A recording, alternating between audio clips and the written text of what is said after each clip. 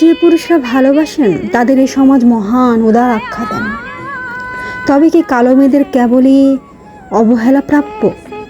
হয়তো যে পুরুষ ভালোবাসেন সে হয়তো সত্যিই ভালোবাসেন, তার কাছে হয়তো বা গায়ের রং কালো ফর্সার কোনো ব্যবধান নেই। হয়তো কোনো কোনো পুরুষের আছে, যাদের আছে তারা হয়তো কালো মেয়েদের গ্রহণ করেই মহান কাজ করে ফেলেছেন।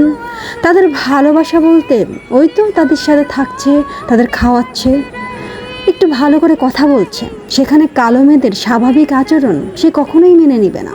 তাদের রাগ থাকা চলবে না, অভিমান মান কিছুই থাকা চলবে না। তোমার সাথে রেখেছি, দুটো ভালো কথা বলছি, এটাই তো অনেক। আবার এত মান অভিমানের পালা কেন আসবে?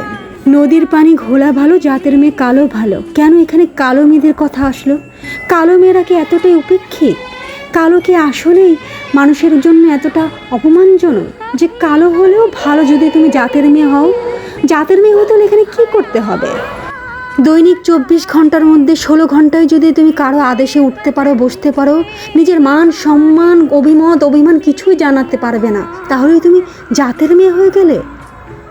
কেন এটা বলা হয় না যে মানুষ যেই বর্ণের হোক না কেন সে যেন মানুষের মতো মানুষ হয়, সেটাই ভালো?